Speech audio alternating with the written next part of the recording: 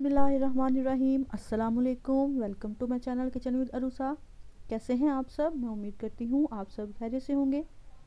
आज मैं आपके लिए ऐसे स्नैक्स की रेसिपी लेकर आई हूँ जो झटपट तैयार हो जाते हैं और आप इनको बनाकर 1 से 2 हफ्तों के लिए स्टोर भी कर सकते हैं। बच्चों के लिए तो बहुत ही ज़्यादा फेवरेट होते हैं। हल्की फुल्की भूख हो या चाय के साथ कुछ स्नैकिंग करने का दिल हो तो ये क्रिस्पी स्नैक्स की रेसिपी आपके लिए ही है। आज मैं बना रही हूँ क्रिस्पी क्रंची नमक पारे की रेसिपी। बहुत ज़्यादा ये मज़ेदार और झटपट तैयार हो जाते हैं और थोड़े से इंग्रेडिएंट से ही आप इसको बहुत ज़्यादा क्वांटिटी में बनाकर स्टोर कर सकते हैं। वीडियो स्टार्ट करने से पहले अभी तक अगर आपने मेरे चैनल को सब्सक्राइब नहीं किया तो प्लीज़ मेरे चैनल को लाइक, शेयर और सब्सक्राइब ज़रूर कीजिएगा। बेल आइकन को ज़रूर प्रेस किया करें ताकि मेरी आने वाली हर नई रेसिपी का नोटिफिकेशन आप तक ज़रूर पहुँचे। वीडियो पसंद आए तो उसको अपने फ्रेंड्स और फैमिली मेम्बर्स के साथ ज़रूर शेयर कीजिएगा। तो चलिए ये मज़ेदार से नमक पारे की रेसिपी बनाना स्टार्ट करते हैं। यहाँ पर इसके लिए मैंने एक बॉल के अंदर 2 कप मैदा लिया है। मैदे को अच्छी तरीके से छान कर इस्तेमाल करेंगे। इसके बाद यहाँ पर मैंने आधा चम्मच नमक शामिल किया है। आधा चम्मच इसके अंदर ज़ीरा शामिल करेंगे। अब इसके अंदर आधा चम्मच अजवाइन शामिल करेंगे। अजवाइन से बहुत ज़्यादा मज़ेदार से इसकी खुशबू आती है। अब यहाँ पर मैंने 1/3 कप घी लिया है। चम्मच में ये 4 चम्मच बनेंगे। अच्छे तरीके से अब घी शामिल करने के बाद इसको मसल कर अच्छे तरीके से मिक्स कर लेंगे। इसका आटा जो है वो सेम जैसे हम समोसों का या कचौरियों का आटा गूंथते हैं वैसे ही गूंदेंगे। अच्छे तरीके से इसको मसल कर हमने इस तरह से मिक्स करना है ताकि आटा जो है वो अच्छे तरीके से, आप देखेंगे जब आप इसको इकट्ठा करेंगे तो ये इकट्ठा हो जाएगा लेकिन आसानी से फिर ये सेपरेट हो जाएगा। अब यहाँ पर आधा कप पानी लिया है। पानी को हमने थोड़ा थोड़ा करके शामिल करना है। जितना पानी आपको लगेगा कि आपका आटा जो है वो अच्छे तरीके से गूंज जाएगा, बस उतना पानी ही इसमें हमने शामिल करना है। यहाँ पर मैंने आधा कप लिया है तो आधा कप भी पूरा इस्तेमाल नहीं हुआ। पानी को थोड़ा थोड़ा करके शामिल करेंगे और इसकी अच्छे तरीके से एक डो हमने बना लेनी है। ये आटा हमने बहुत ज़्यादा पतला नहीं गूंदना, इसको हम थोड़ा सा हार्ड ही रखेंगे। अब यहाँ पर इसको 1 से 2 मिनट के लिए अच्छे तरीके से इस तरह से गूंद लेंगे। बहुत ज़्यादा क्रिस्पी और क्रंची नमक पारे हमारे बनकर तैयार होंगे। अब यहाँ पर आप देख रहे हैं कि आटा जो है वो हमारा अच्छे तरीके से गूंद गया है। आपने आटे को ऐसे थोड़ा सा सख्त ही रखना है, बहुत ज़्यादा पतला हमने नहीं करना।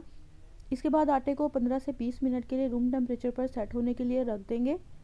हमेशा आटे या डो को किसी साफ़ी के साथ ढककर रखना चाहिए, नहीं तो आटा जो है वो अजीब तरीके से हार्ड सा हो जाएगा ऊपर से और इसके ऊपर वाइट वाइट सी एक लेयर आ जाएगी। अब यहाँ पर देखेंगे तकरीबन 15 से 20 मिनट में आटा जो है वो हमारा बनकर तैयार है। अच्छे तरीके से ये सेट हो गया है। अब यहाँ पर इसकी इस तरह से लंबाई में एक बॉल सी बना लेंगे। इसके बाद छुरी की मदद से इसको 3 हिस्सों में डिवाइड कर लेंगे। अब यहाँ पर इसमें से एक पोर्शन को लेकर हमने अच्छे तरीके से इसका गोल सा पेड़ा बना लेना है। पेड़ा बनाने के बाद इसको हमने एक रोटी की शक्ल में बेल लेना है। बहुत ज़्यादा आसान और झटपट के बनकर तैयार हो जाते हैं। कुछ भी इसमें मुश्किल नहीं है, बस थोड़ी सी टिप्स एंड ट्रिक्स को फॉलो करके आप बेहतरीन बाज़ार से ज़्यादा अच्छी चीज़ें जो है वो घर पर बना सकते हैं। अब यहाँ पर थोड़ा सा खुश्क मैदा जो है वो स्प्रिंकल करेंगे और उसके बाद इस पेड़े को इसके ऊपर रख कर अच्छे तरीके से हमने एक बड़ी सारी रोटी जो है वो बेल लेनी है। रोटी हमने थोड़ी सी पतली बेलनी है। अगर हम उसकी बहुत मोटी रोटी बेलेंगे तो नमक पारे जो हैं वो आपके खस्ता नहीं बनेंगे। अब यहाँ पर देखेंगे मैंने पूरी रोटी जो है वो बना ली है इस तरह से।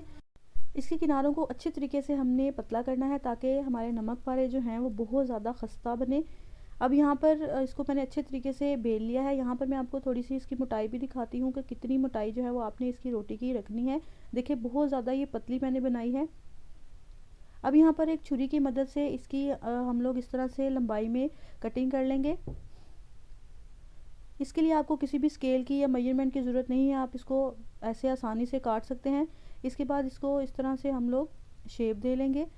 बहुत ज़्यादा ये झटपट बनकर तैयार हो जाते हैं और खाने में तो इतने ज़्यादा ही मज़ेदार लगते हैं कि आप बच्चों को घर पर ये बना कर दें। यकीन करें कि आपके बच्चे जो हैं बहुत ज़्यादा इनको पसंद करेंगे। अब यहाँ पर आप देखें कितनी आसानी से यहाँ पर हमने इसकी शेप जो है वो कट कर ली है। अब यहाँ पर मैंने एक पैन के अंदर ऑयल को अच्छे तरीके से गर्म कर लिया है। इसके बाद एक एक करके नमक पारे जो हैं वो हम इसके अंदर शामिल करते जाएंगे। बहुत ज़्यादा हाई फ्लेम के ऊपर हमने इनको कुक नहीं करना, मीडियम आंच के ऊपर ही हमने इनको फ्राई करना है। अगर इनको हम हाई फ्लेम के ऊपर कुक करेंगे तो ये बहुत ज़्यादा ऐसे ब्राउन कलर के आ जाएंगे और अंदर से कच्चे रह जाएंगे। आप देखें कितने अच्छे तरीके से नमक पारे जो हैं हमारे फूल रहे हैं। तकरीबन 5 से 6 मिनट में अच्छे तरीके से ये फ्राई हो जाएंगे। इनको हमने हल्का गोल्डन कलर आने तक फ्राई करना है। आप देख रहे हैं कि हमारे नमक पारे जो हैं वो बनकर तैयार हैं। इस तरह बाकी जो हमने आटा रखा है उसी को बेल कर तमाम नमक पारे हम बनाकर स्टोर भी कर सकते हैं। अब देखें कितनी मज़ेदार सी इनकी लुक आई है और कितने खूबसूरत सा गोल्डन कलर इनके ऊपर आया है। बहुत ज़्यादा ही क्रिस्पी और क्रंची बनकर तैयार हुए हैं। बहुत ज़्यादा ही खस्ता बने हैं। मेरी इस रेसिपी को ज़रूर ट्राई करिएगा और मुझे फ़ीडबैक ज़रूर दीजिएगा कि आपको मेरी रेसिपी कैसी लगी है। अभी तक अगर आपने मेरे चैनल को सब्सक्राइब नहीं किया तो प्लीज़ मेरे चैनल को लाइक शेयर और सब्सक्राइब ज़रूर कीजिएगा। बेल आइकन को ज़रूर प्रेस किया करें ताकि मेरी आने वाली हर नई रेसिपी का नोटिफिकेशन आप तक ज़रूर पहुँचे। मुझे दुआओं में याद रखिएगा। अल्लाह हाफिज़।